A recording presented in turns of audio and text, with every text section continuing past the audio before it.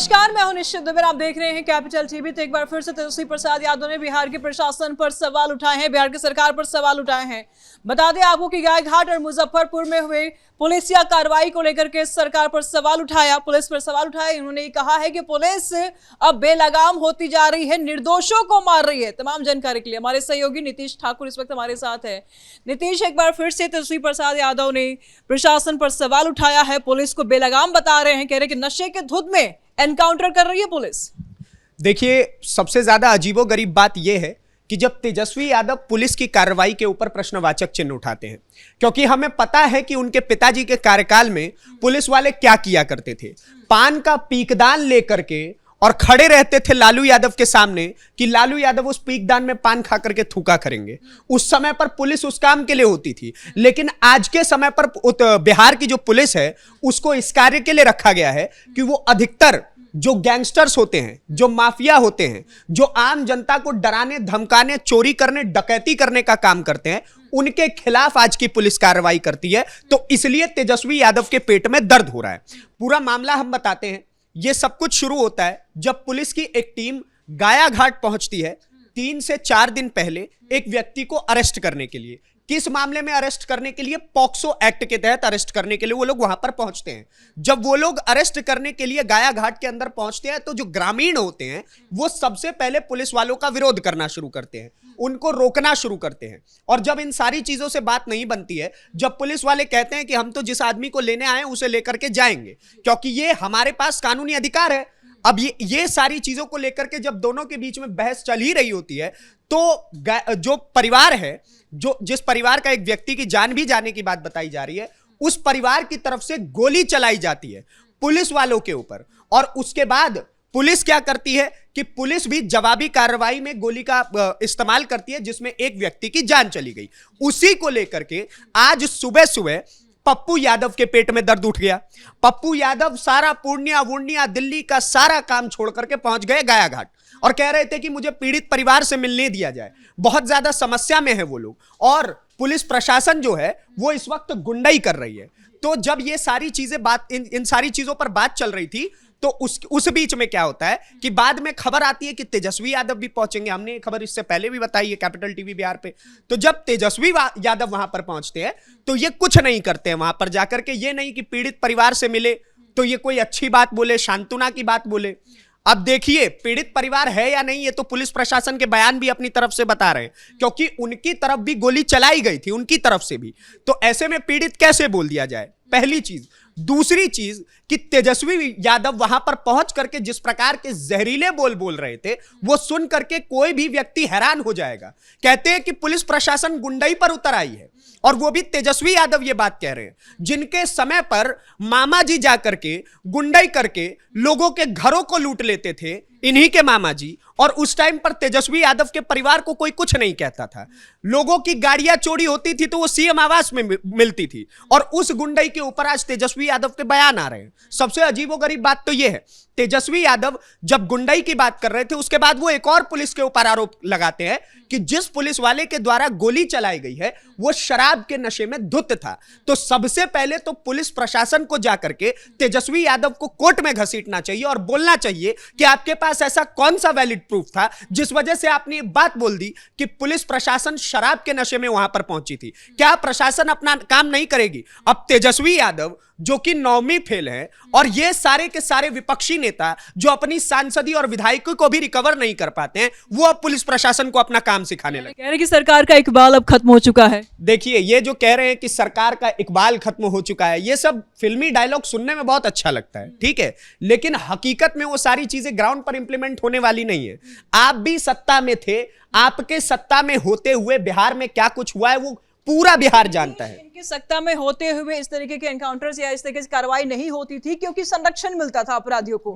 अब क्योंकि अपराधियों को संरक्षण नहीं दिया जाएगा और अपराधियों पर नकेल कसे जाएंगे तो इनको भी तकलीफ हो रहा है। बिल्कुल तकलीफ हो रहा है, क्योंकि एक समय पर आज जिन अपराधियों के ऊपर गोली चल रही है वो एक समय पर खुद बोला करते थे कि हम राजद के पोषित माफिया हैं, राजद के पोषित गुंडे हैं हम, तो हमारा कोई क्या कुछ कर लेगा। और वो तो खुद तेजस्वी यादव के भाषणों में भी पता चलता है कि जिस प्रकार की भाषा और शैली का प्रयोग तेजस्वी यादव करते हैं वो अपने आप में देखने में हैरानी भर लगता है। और आज जिस प्रकार की बातें तेजस्वी यादव ने वहां कही, कहते हैं कि शराब के नशे में पुलिस प्रशासन कार्य कर रही है। मैं पूछना चाहता हूं तेजस्वी यादव से, मैं तो नीतीश कुमार के भी कार्यकाल को इंक्लूड कर रहा हूं कि बीते 25 से 30 सालों के अंदर आज तक बिहार पुलिस का इतना सख्त रवैया किस व्यक्ति ने देखा था? किसी ने भी नहीं।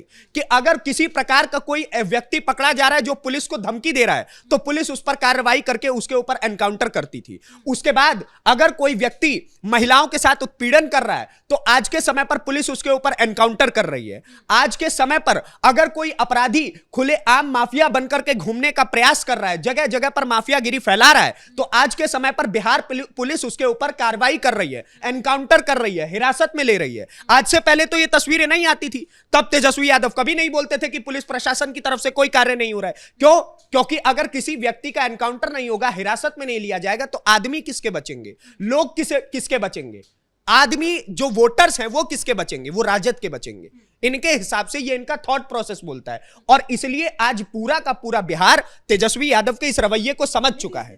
तो नीतीश, एक तरफ देखा जा रहा है कि यूपी में जिस तरीके से योगी का बुलडोजर काम कर रहा है, ठीक वैसे ही सम्राट चौधरी का भी एक्शन यहाँ पर बिहार में बोलता हुआ नजर आ रहा है, क्योंकि एक भी अपराधी अब यहाँ पर बसते हुए नजर नहीं आ रहे। जो अपराध कर रहे हैं अब उस पर कार्रवाई भी हो रही है और यही नतीजा है कि विपक्ष को अब तकलीफ भी ज्यादा हो रहा है। बिल्कुल, ये ऑब्वियस सी बात है, क्योंकि अगर आप उत्तर प्रदेश की बात करें, लोग जैसे ही सम्राट चौधरी की तरफ बिहार की जनता देखती है, उनके मन में यही छवि आती है कि जिस प्रकार से उत्तर प्रदेश में योगी आदित्यनाथ का शासन चल रहा है, जिस प्रकार से माफियाओं को वहां पर मिट्टी में मिलाने का काम किया जा रहा है, वही छवि लोग सम्राट चौधरी के अंदर भी देखते हैं। जब से आप देखिएगा कि पहले जब भारतीय जनता पार्टी और जदयू गठबंधन में थी, तो उसी समय से सम्राट चौधरी की तरफ इसी निगाहों से देखा जाता था। और उस चीज के ऊपर आज के समय पर जैसे ही उनके पास गृह मंत्री का पद दिया गया, उनको गृह मंत्रालय उनके हाथों में गया, उसके बाद से ही इस प्रकार के एक्शंस जो सम्राट चौधरी और उनके समय पर जो पुलिस वाले ले रहे हैं वो सच में काबिले तारीफ है। और वो आज की खबरों में और तस्वीरों में साफ तरीके से नजर आता है